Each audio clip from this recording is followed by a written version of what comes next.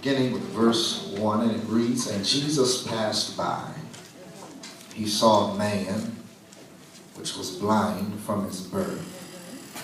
His disciples asked him, saying, Master, who did sin, this man or his parents, that he was born blind? Jesus answered, Neither hath this man sinned, nor his parents, but that the works of God should be made manifest in him. I must work the works of him that sent me while it is day. The night comes when no man can work. As long as I am in the world, I am the light of the world." He had thus spoken, he spat on the ground and made clay of the spittle. He anointed the eyes of the blind man with the clay. Said unto him, Go wash in the pool of Siloam. He went his way therefore, and washed, and came seeing.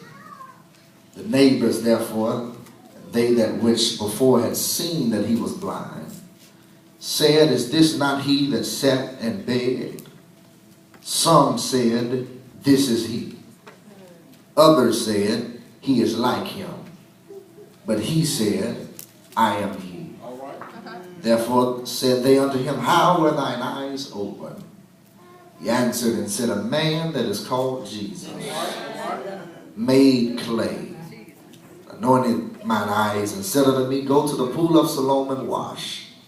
And I went and washed, and I received sight. Second my subject, let's look at verse 10 one more time. Therefore said they unto him, How were thine eyes opened? He answered and said, A man that is called Jesus made clay, anointed mine eyes, and said unto me, Go to the pool of Siloam and wash. And I went and I washed, and I received sight. Do me a favor, help me preach this. Turn to your neighbor and say, Neighbor, look what the Lord has done for me. Come on, you didn't say it like you really mean it. Say, Neighbor, look what the Lord has done for me. Y'all really ain't feeling this thing like I'm feeling. Find somebody that's going to say it back to you. Say, Neighbor, look what the Lord has done for me. We may be seated in the presence of our Lord. Look what the Lord has done for me. My beloved, there comes a time in our life where we must, number one, recognize what the Lord has done for us. We have to recognize what He's done for us. Amen. But to recognize that it is not ourselves that have brought us where we are. Does not matter how much education we have, how much money we have not brought ourselves to where we are. We have to, number one, recognize what the Lord has done for us. But not only should we recognize what the Lord has done for us, but my beloved, we have to remember what the Lord has done for us. Seemingly, so many people tend to forget where the Lord has brought them from. I mean, they pray and they ask God for a miracle, ask Him for deliverance, and He does that which they pray for.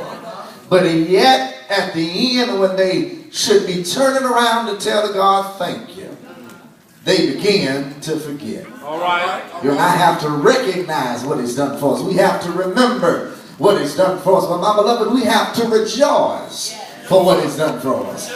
It's a shame how the Lord blesses some people, but they act like He's not done anything for them. I wonder, is it anybody in the New Ways of Joy Church tonight that can testify? I'm not afraid to tell anybody of the goodness of Jesus.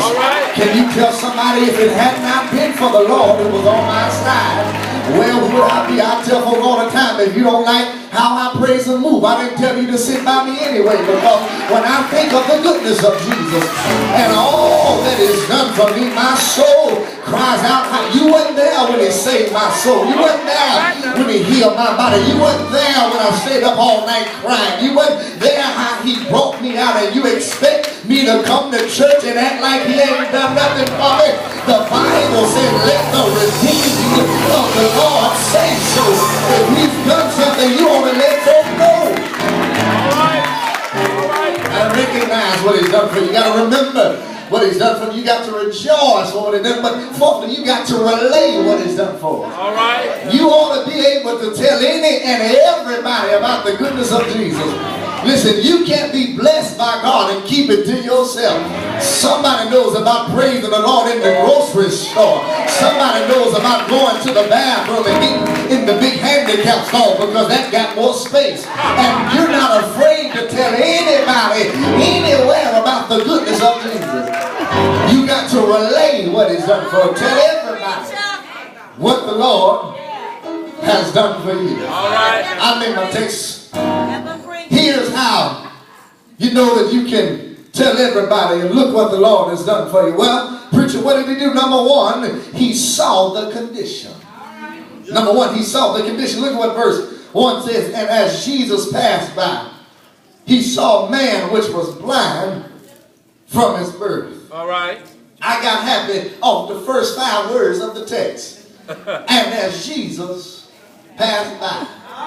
Can I tell you, it's a good day whenever Jesus passes by. Souls are saved when Jesus passes by. Bodies are healed when Jesus passes by. Ways are made whenever Jesus passes by. It's a good day whenever Jesus passes by. All right. But watch what the text says he did. And as Jesus passed by, he saw a man that was blind from his birth. All right. That word saw in the Greek is that word adu, which means that not he just saw him, but he really saw him. All right. You with me?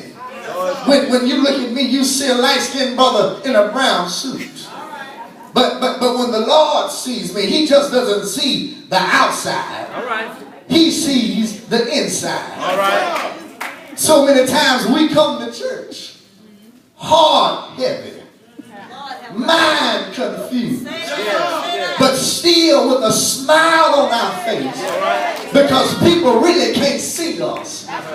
But if you really knew what some stuff that your neighbor had to deal with, you would wonder why in the world they in church on a Friday night. But I wonder, is there anybody in the building that can testify? I'm glad that when I'm going through, the Lord really sees me. And because he sees me, that means he knows me. And because he knows me, that means that he'll never put more on me than I can bear. He saw the condition. Yeah. Not only did he see the condition, but number 2, he silenced the crowd. All right. Saw the condition, but number 2, he silenced the crowd. Watch what verse 2 and 3 says. And his disciples asked him, saying, Master, who did sin? This man or his parents? All right. That he was born blind.